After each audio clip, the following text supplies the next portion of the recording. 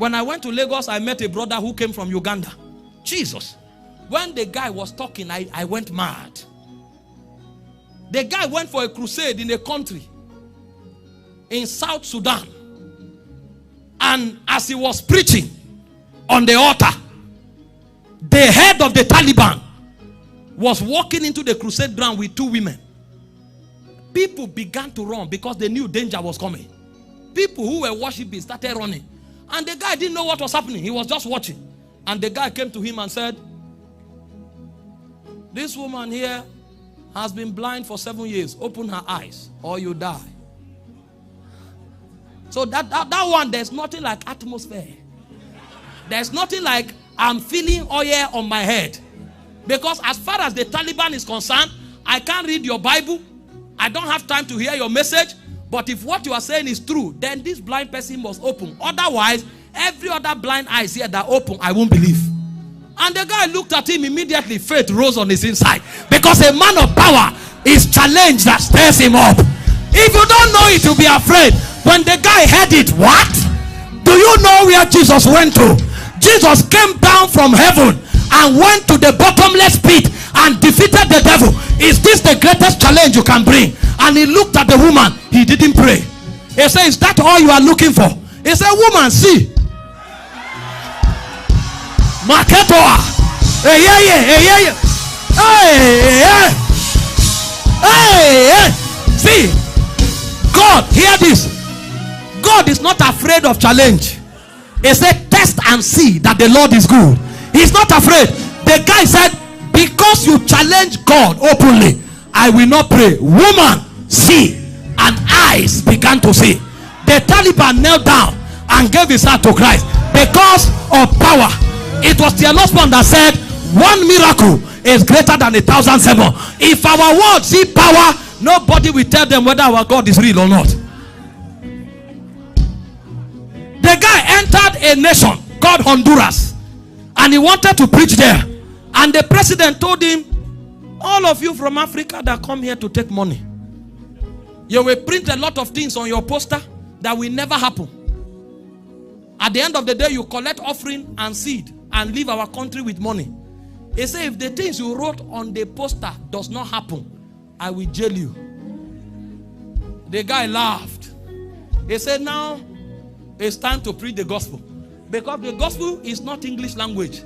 The gospel is the move of power. Power. He now told the man, no, this is the governor of another state, I forgot it.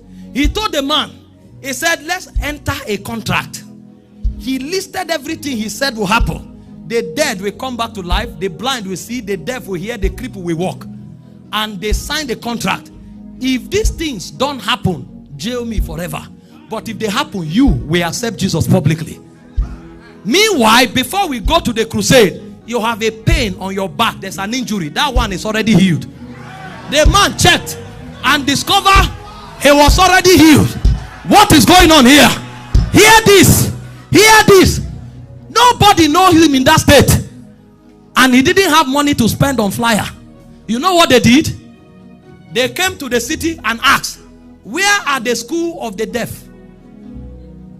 Because that was his own style of evangelism. There's no money for billboard, there's no money for flyer. But if miracles begin to happen, invincible evangelists will emerge. Because if you see Jesus' ministry, there is always a day. They brought those who were sick. They went out. There is a day that never have identity. Those day is power that activate them. And the guy they went to the school of the deaf and dumb, signed and brought all of them. So he was putting himself in trouble much more. There was a hospital nearby. They brought ambulance and brought everybody from the hospital. Some people were in ICU. You know they will die. They look for where cripples are in the market begging. They brought them. So this one is not people who are in church who have heard the gospel. And they brought them and light them up in the crusade. He thought that was all. When crusade started and he dressed to go out, they now told him they have brought 10 dead men to the crusade. You will know that there is a realm of power that is superior to faith. Is it not when somebody hears your message that faith will rise? Do dead men hear messages? How does the deaf and blinds hear the message? So you don't have to hear, because the Great Commission is a commandment. A superior to faith is a command. And so there's a revelation of the cross you will have that will make the message become a commandment. And the guy said the meeting will now become sweet. And when he went out, as he was done preaching, some people were sleeping. And he now said, this is the time that when Paul came, he did not come with excellency of speech. He displayed the power of God. And he began to command the dead. And 10 dead people rose up. Blind saw, the lame walked. Before the guy finished, the governor knelt down and was crying. It's not everybody you preach a message to.